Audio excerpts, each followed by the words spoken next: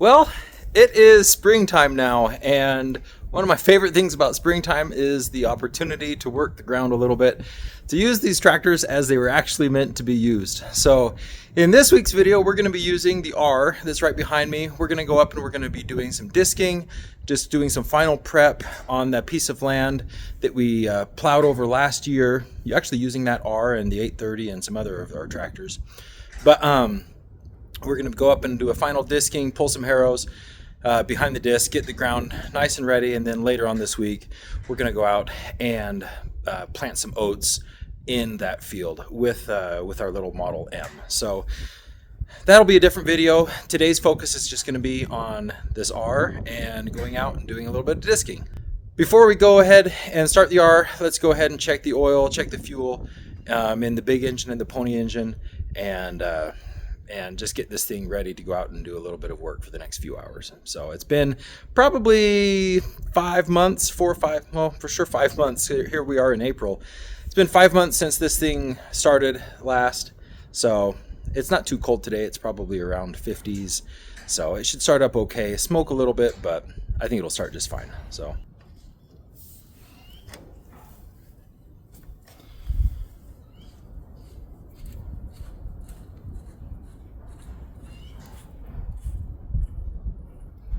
Looks like it's got oil. You can see that. It's coming out.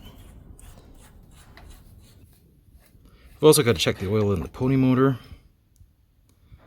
Oh, it looks like we've got lots. Hold on a second. Just wiped off the dipstick. We'll just stick it in. We'll pull it back out. I could dump a little bit in there.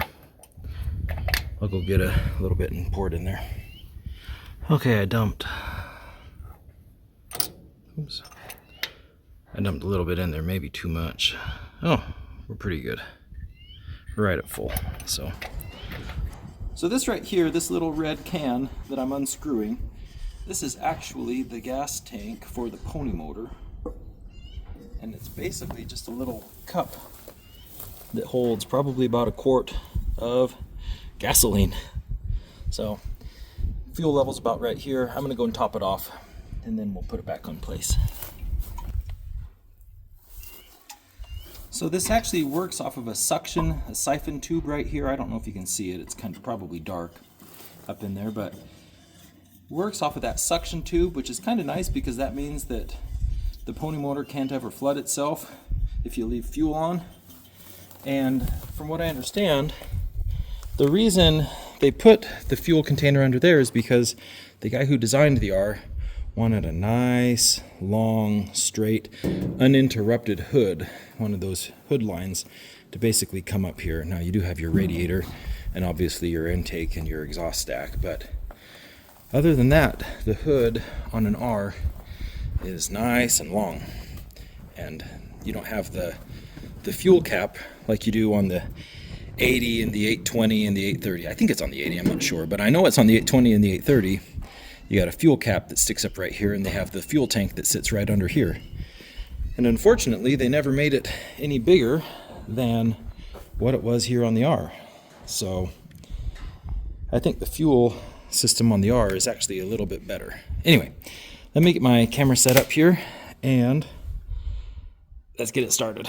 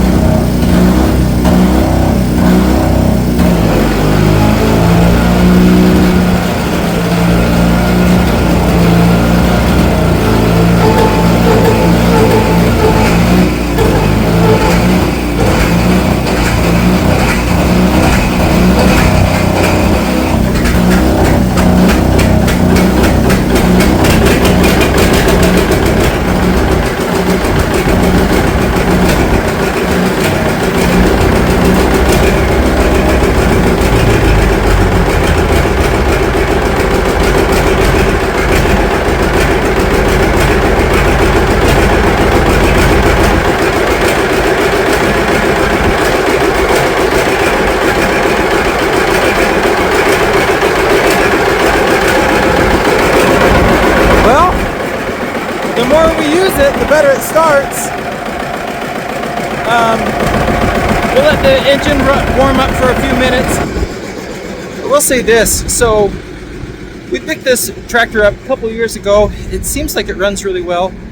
We don't know any of the history of the engine, but it appears just by the fact that the head of the engine is kind of painted gray, it's likely that someone at some point did something to the head, you know, maybe redid some of the valves or anyway, I don't know, but it smokes a little bit on startup, but other than that, the thing runs really well, has good power, and as soon as it warms up, there's no smoke at all. So anyway, let's let that run for a minute or two, and then let's go up to the field and hook onto the disc. Okay, I just filled it up, and we are completely topped off. You can see right there. I might have overfilled it, so we might splash some fuel out there, but we're good to go now.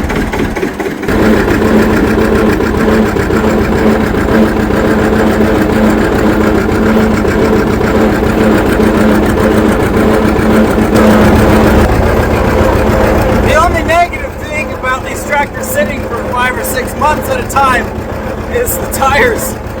They get flat spots on them, and then you're sitting back here just bouncing up and down. So, anyway, let's go up this hill.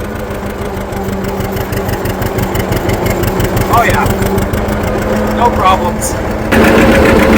So this hill right here is deceptively steep. Go full throttle here. Let it chug its way up that hill.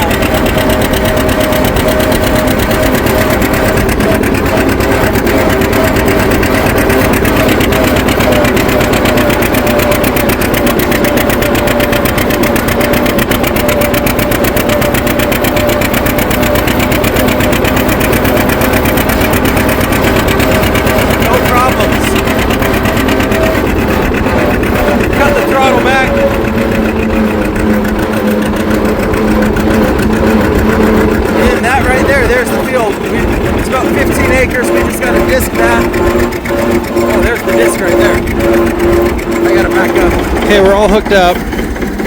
This is our old International butterfly disc. This is what we're going to be using instead of the offset disc, which is over there.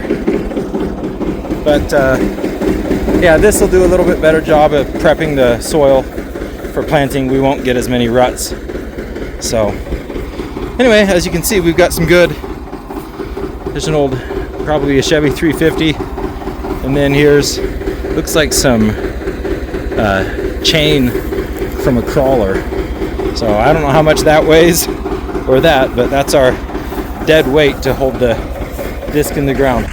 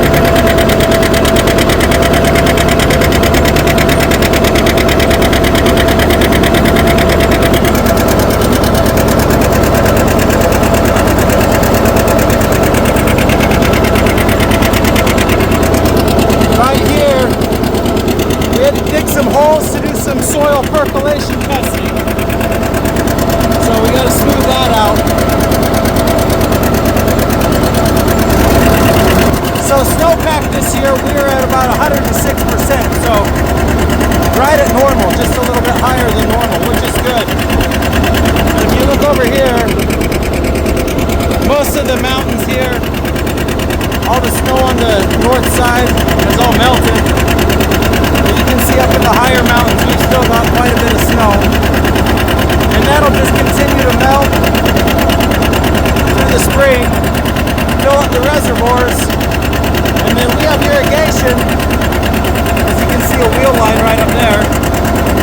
So we irrigate all of this with that runoff that we conserve, or that we save in the reservoirs. So that's a system that was set up back in the 1850s when the pioneers settled this area. They built dams, canals to irrigate everything, and that's how we farm here in what would be a pretty dry, arid desert otherwise.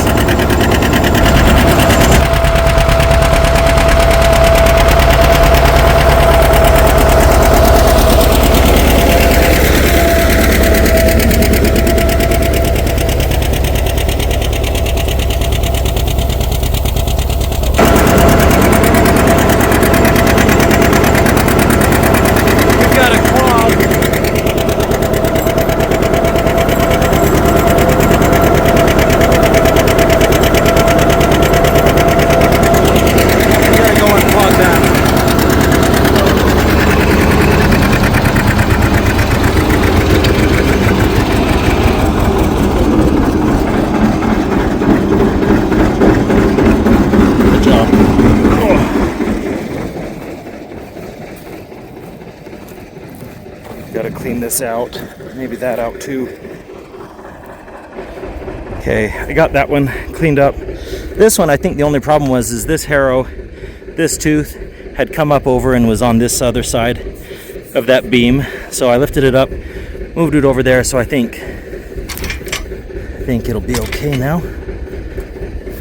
I don't know. If not, we'll come fix it. See, the problem is these are all these alfalfa roots from when we plowed it last fall, and all those alfalfa roots, man, they kind of tangle up in the harrows, and then also there's a lot of grass residue. So anyway, we'll see if we can get that. We'll see if that does any better. So, but the disc is doing pretty good. Oh, you can see my shadow. The disc is doing pretty good. We've got it set at the least aggressive setting here. So we moved each one of the butterfly wings back, and I'm not running it very deep. I'm only running it about half depth. So it's doing pretty good. The R is doing fantastic. Just chugs right along. We're dripping a lot of hydraulic fluid right there out of this remote hookup, but I mean, it's doing okay. Okay, let's keep going. Okay, let's put it in gear. Stop the pulley. Let's go in second. Let's throttle up. Let's go.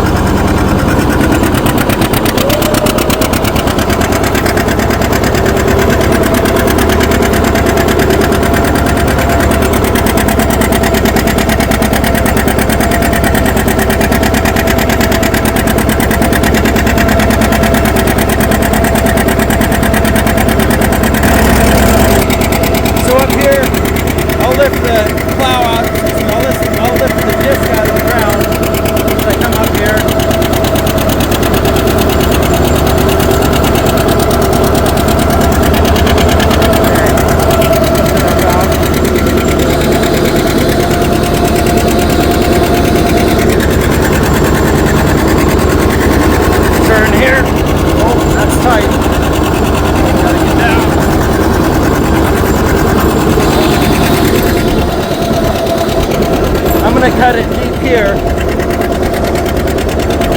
I'm going to go deep there. That's where we had to do that percolation test. So it's pretty much. Okay, I'm going to lift it up now.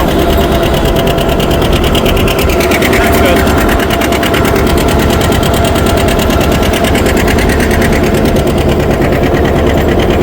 we just took a break and greased up the disc. Now we'll keep going.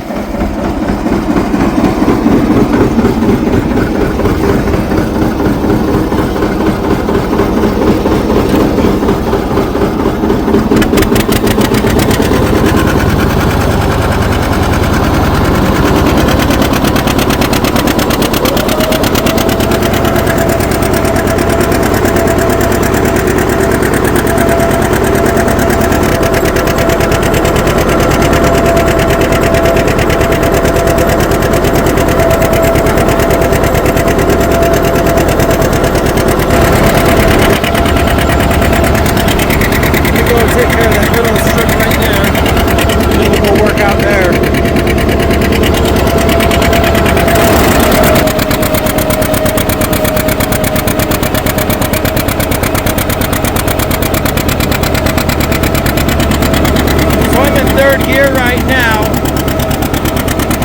I decided to go up to third just to speed myself up a little bit because I'm running out of daylight, and I don't think I'm going to get this finished tonight. So I'm going a little faster. We're still sitting right here at 180 degrees, but it is hard.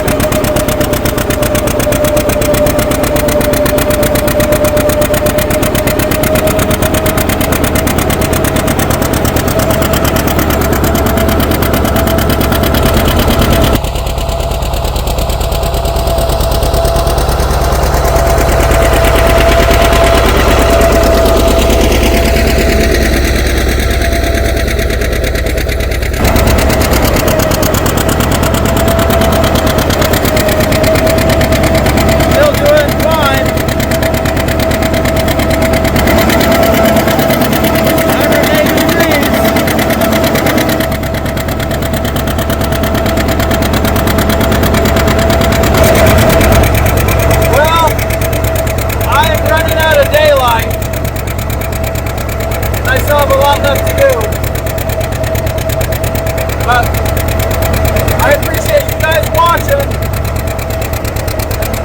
In one of the upcoming videos, I'm going to be planting this. So stay tuned. If you have any questions or comments, be sure to drop them below. Hey, I'll see you next week with another video.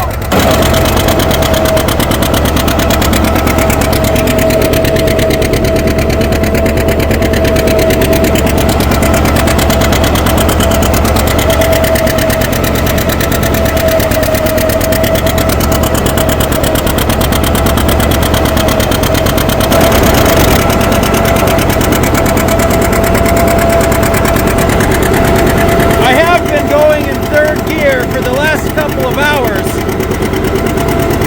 right here, and it's doing just fine. I think the reason it was struggling at the beginning is because I had the disc set, it wasn't quite level, and I was a little bit too deep with it. We also dropped 4 harrows because they weren't doing anything, so getting the disc set up straight and dropping those harrows, third gear is just fine. We'll keep going as long as I can. I'll turn my lights on here in a bit.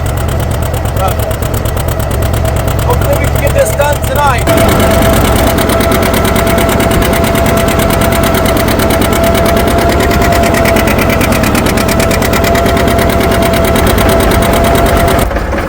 Well, we got it done, believe it or not. Everything's all done. Got it all unhooked. So now we're gonna head home. I don't have a back light, so my dad's gonna follow me on the side-by-side.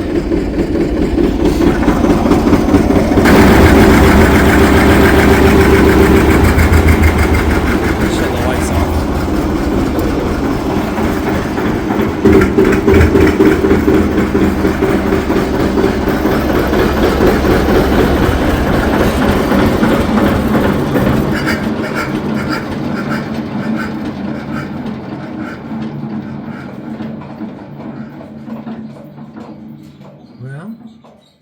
Son, you got it done. We got it. Oh, good job. Good job, tractor.